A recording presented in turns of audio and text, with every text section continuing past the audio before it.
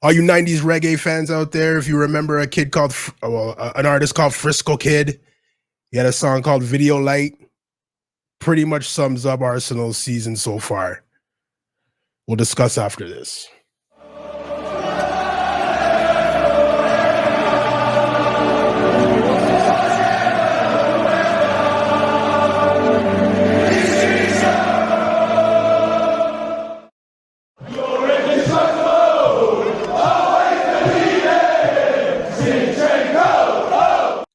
Welcome to another episode of the Clockenders podcast. I'm your host, Reginald Dino.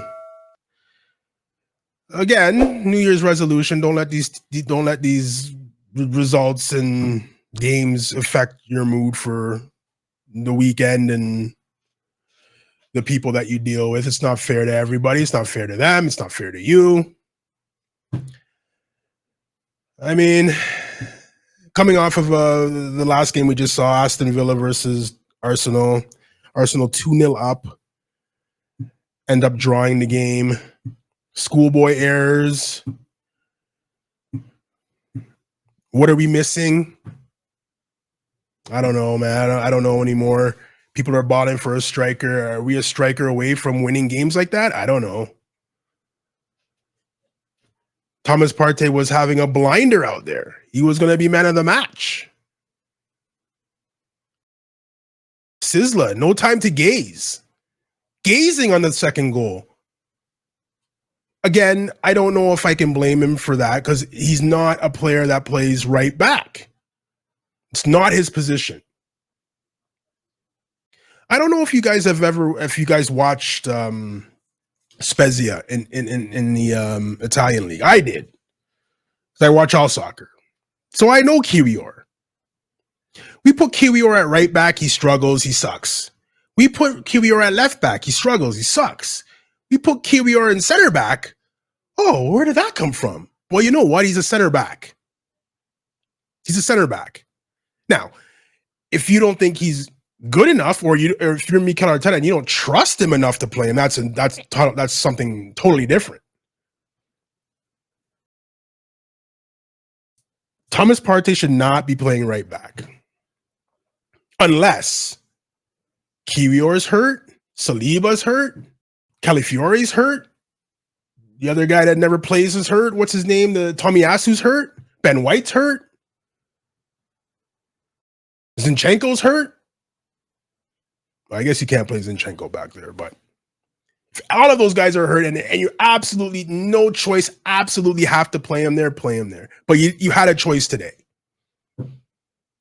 Kiwior as a center back is a good player, guys. He's a good, might not be the fastest, but that's why you have Gabriel there.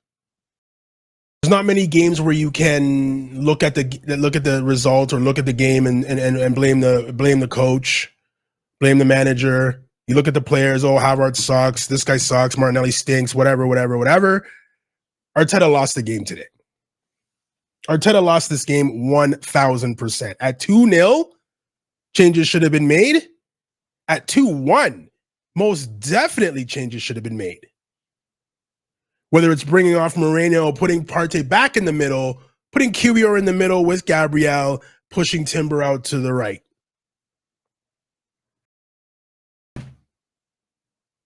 Unless, of course, you don't trust the guy you spent $20 million to buy a couple of seasons ago. If you don't trust him, why'd you buy him? If he's not ready to play for you, why is he on the bench? That bench was terrible today. Is everybody hurt? Well, I guess so. What's going on? 2-0 up. Oh my God. I don't know, man.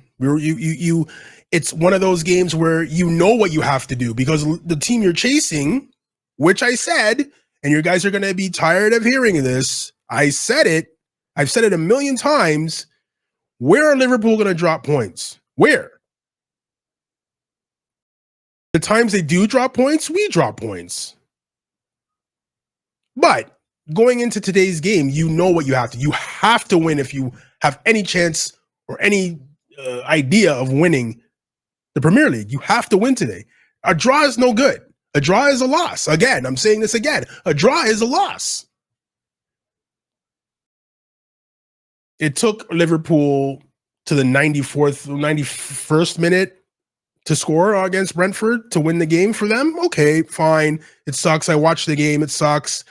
Brentford held them the whole game and just switched off 2 times in extra time, and they scored both times. Buddy, Darwin Núñez scored 2 goals. It should tell you all you need to know about that game. Now you know you're going into the game. You know exactly what you need to do. You have to win. And it started off great, 1-0, 2-0 even. But you have to be a manager that can manage that game, manage that tie.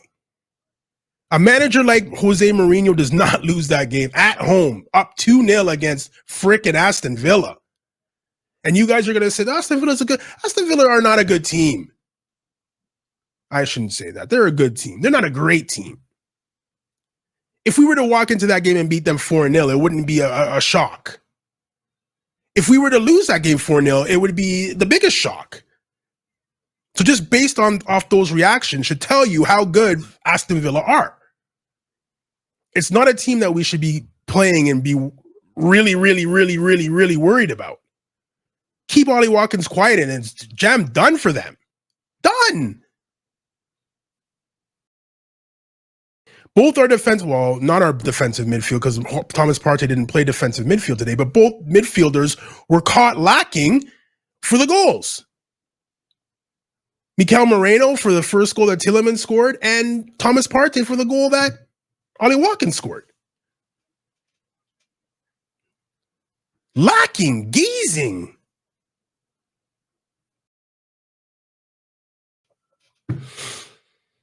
I don't know, man. It's done now. You're just now you've tacked on another 2 points that you're never gonna make up on these guys. You're never gonna catch them now. Like Liverpool would have to go on an epic fall for you to be able, and plus it's not just Liverpool falling. You actually have to win, and that seems to be a problem. Again, I said it a couple of shows ago. You're going to see prime Barcelona Arsenal. You're going to see them prime when they're absolutely out of it. And then you're going to sit back and ask, where was this team in January?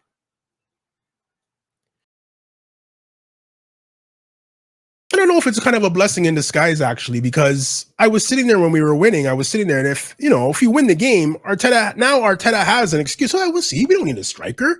We score goals. We're winning games. We don't need a striker.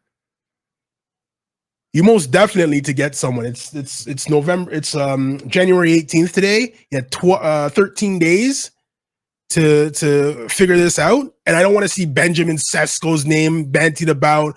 I don't want to see Mateus Cunha from Wolves. I don't want to see those names. If those are the guys you're going after, just keep the damn money and spend it in the summer.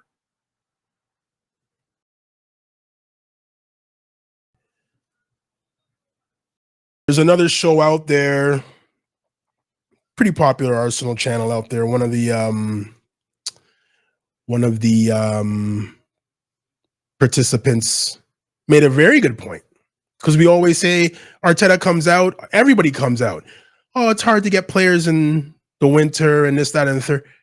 Liverpool got Luis Diaz in the winter market, in the January market. He was the leading goal scorer on his team, and they were still able to get him for 75 million. So don't tell me it's hard. You just have to be willing to pay what the team wants. The leading goal scorer on their team was sold in January, and I'm talking about Porto, when Liverpool got Luis Diaz. So it can be done. Do you have the balls to do it?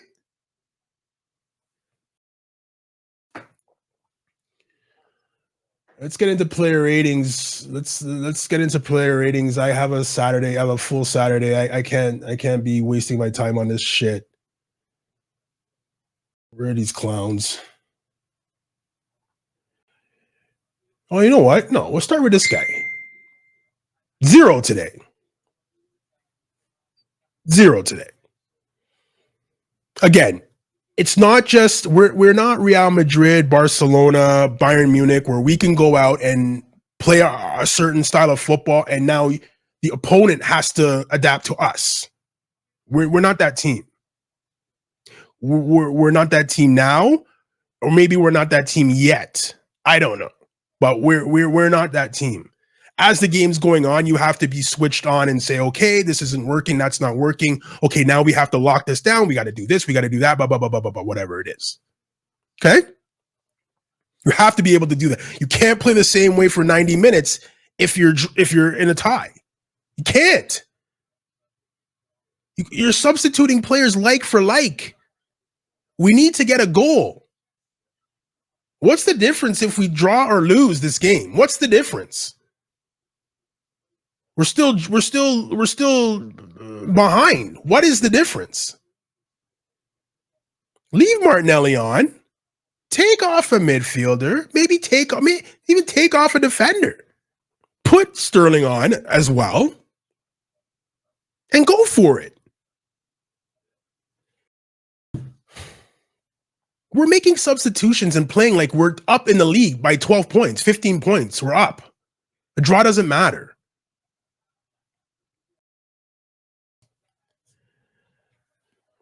Zero today, Mikel Arteta. David Raya, what could he do? I don't know. Did he have a chance on the first goal? Tielemans, no. Didn't have a chance on that goal and didn't have a chance on the second goal. Point blank from Ollie Watkins. Hit the bar and went in. Didn't have a chance on that. 7. We'll go out to Miles Skelly. I mean, we got a player here.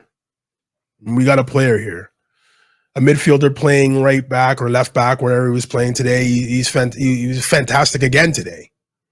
He gets an 8. Gabriel, did he do anything wrong? I don't think so. If Saliba's playing, does Partey get caught with Ollie Watkins at the back post? I don't know. Maybe not. I don't know. But, I mean, what can you do? He gets his customary 8 today. Who played? Timber. Timber was fantastic today at the back. I can see why Mikel Arteta maybe chose him over Kiwior to play in the back, because he's just as fast as Ollie Watkins, and he kept him pretty quiet until the Tielemans goal, and then they sniffed that they had a chance, and then it was over from there. So he gets with his partner, he gets an 8 today. That takes care of the defense. Gabriel, Skelly. No, there's one more. Oh, Thomas Partey playing out of position again. Moments of brilliance on the field. Moments of brilliance. And then moments of, what are you doing? That throw in back to, I don't even know who he was trying to throw it to. Timber? Awful. Loose passes. I mean, I don't know. Maybe more moments of brilliance than there were mistakes, but still, those mistakes are glaring. He gets a 7 today. Usually could be up for man of the match. Not today. Going into the midfield. This is the man of the match today. By the scruff of your neck, trying everything in his power to get this team going. He knows exactly what we need to do to get results. He knows Liverpool won. He knows we need to win in order to keep pace with them. He knows this, and he played like it. And I'm not saying everybody else in the team didn't play like they wanted to win. Okay, that's fine, but this guy is the epitome of we need to win today. Especially in this game, we need to win today. I'm going to do everything I can to drag us forward. He gets an 9 today. There were some points in the game where Mikel Moreno, I don't know, it's not really doing much out there, but popped up in certain situations. Had a well, it wouldn't be his goal. It would have been Havertz's goal because the shot wasn't on net, but. I mean, was in and around, hit the post late on as well, was in and around the box, doing things, nice touches here, touches there. I think he's coming around. If the rumors are correct that we're bringing his buddy Zubamendi in next season, then maybe that will, give him some familiarity with some of the players that he's playing with. But again, we're not bypassing this season to get to next season, and he's transfer rumors because you're in a transfer market right now. You should be able to buy. So whatever. We'll talk about that when it happens. So he gets a 7 today. I don't know, guys. I thought a couple of games against whoever we played before Tottenham, I thought, okay, he's starting to come out of it a little bit, maybe invisible today. Again, Martin Odegaard, invisible today. Had a ball last kick of the game. Had a delivery he could put in. Awful delivery. Awful. Corners, awful. Doesn't influence the game anymore. Is not a player where the opponents say, if we don't stop him, we're done. He's just a player out there. The ball comes in, he passes it off. Okay, that's great. Any player on this team can do that. I don't know what's wrong with him. I don't. Did Real Madrid see something in him that let them say, okay, 30 million, we'll take it? I don't know. I hope he's injured. I don't hope, you know what I mean? I don't hope he's injured, but I hope the performances are related to an injury because he's the captain of the team based on his performances the last couple of seasons, and this is rubbish this year. He's been rubbish this year. 6. Worked his socks off again. Bad touches. I mean, I'm not going to blame the handball on him. It's shot at him. What's he supposed to do? His hand's there or whatever. I have to look at it again. People are telling me it hit his hip, hit his stomach, didn't hit his arm. I saw it hit his arm. But again, I'm looking at the same thing that VAR is looking at. So it's probably wrong. Kai Havertz gets a 7 from me today. This guy, I mean, that's the Trossard I want to see. 2 assists today. Assisted both goals, was dangerous, taking shots. And it looked like, I mentioned this a couple of shows ago, it looks like Mikel Arteta has given some freedom to some players. Because before it was very rigid, very robotic, very rigid. You you keep your heels on the touchline. You keep your heels on the touchline, and your action doesn't start until X, Y, and Z happens in the midfield. But now it looks like, it's kind of just go play. Trossard's playing on the left wing. He pops up on the right wing. He pops up through the middle. He's active. He's a water bub. He's active. When he was in that structured, rigid formation, that's when you say, what the hell is this guy doing? He's awful. But you give him the freedom amongst the front line to pop up here, pop up there. Fantastic. He was fantastic today. He could have been man of the match as well. He gets an 8 today. Martinelli. Better. He was better today than previous, maybe weeks ago performances. He's getting better. I can see him getting better. But again, it might have something to do with the freedom that he has. Pops up in the middle, pops up on the right, pops up on the left, drops back in the midfield. Some of the decision-making, I don't know, maybe it needs work. We had a 3-on-3 or a 3-on-2 going forward, and he held it, and then passed it 5 yards backwards when everybody on Aston Villa got back to defend. So maybe we need that killer instinct. You just got to go, man. Go. Get in the box and go. But the performance was better today.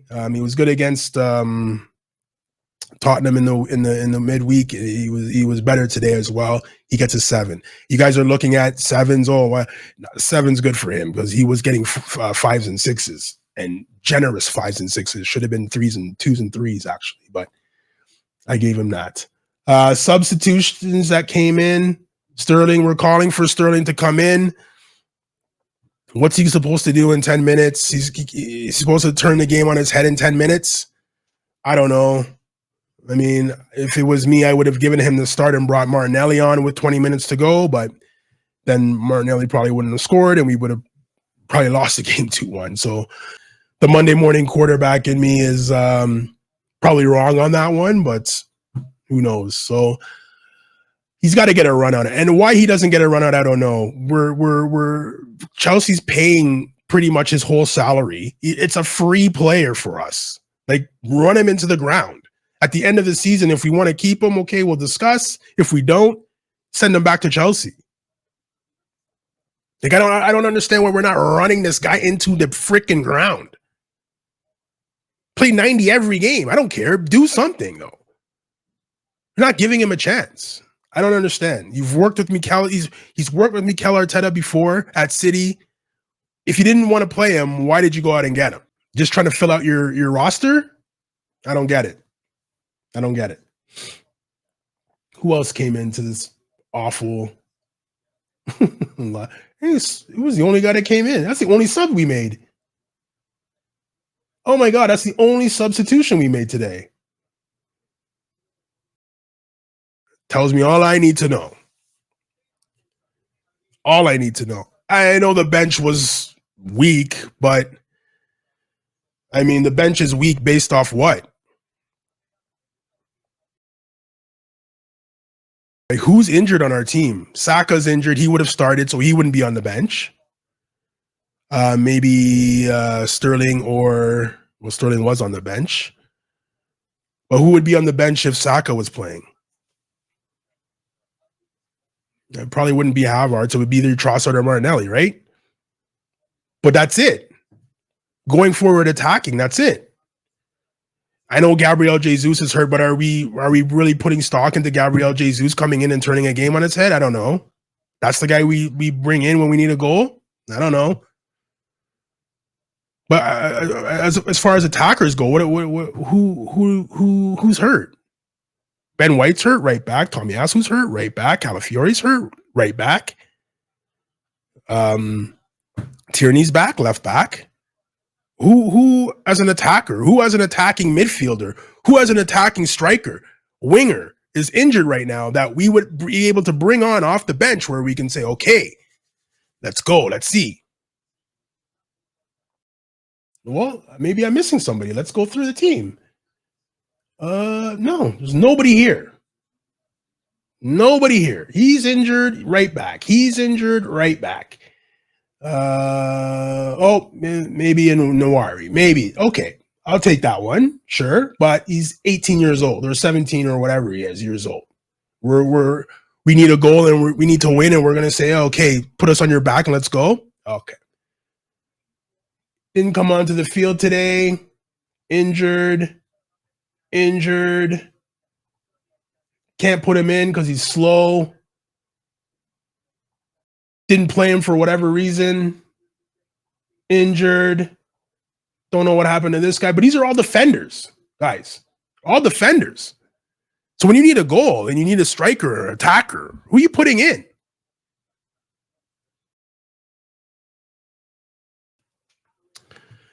Does it even matter who the next game is? Honestly, this would have to be for us to win the league. It would have to be the biggest collapse in Liverpool history, with a pretty good team they have right now. It'd have to be the biggest collapse in Liverpool history for us to win the league. So we're out of the FA Cup because we lost to United. We have the second leg of the Carabao Cup to come. We have to go to St. James's Park and score 3 goals. The league's done. And we have Champions League where we have to go against teams like Barcelona, Real Madrid, Bayern Munich, and teams like that. Okay. Can be done. Everything will have to drop your way. But are things dropping Arsenal's way? I don't think so. So anyways, guys. 2-2 draw, still in second place again. And again, it's not just Liverpool has to draw. It's the teams below that are close to that have to drop points too. The Chelsea's, the Tottenham. Oh wait, no, Tottenham's way low. The United. Oh no, actually they're way low too. I guess the Villas, the Newcastles, they have to drop points too. Newcastle got spanked today, but they needed a humbling because they were talking. Their mouths were getting a little bit too big for the club that they actually are. Like, calm down.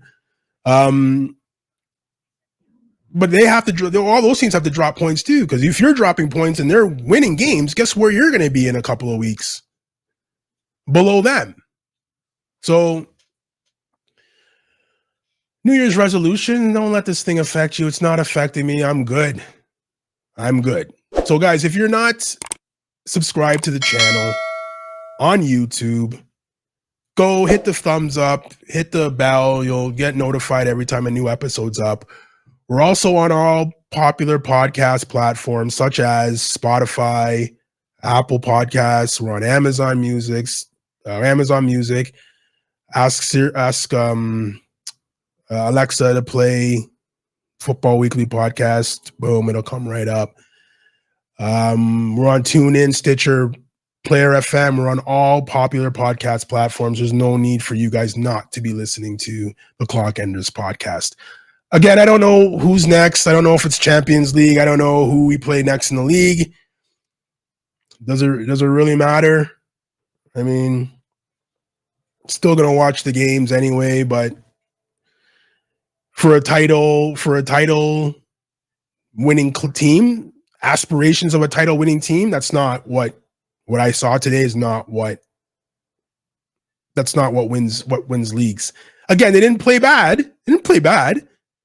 But when you need to tick it up an extra notch to get points, to get maximum points, they don't have it. So guys, enjoy your weekend and we'll catch you next time.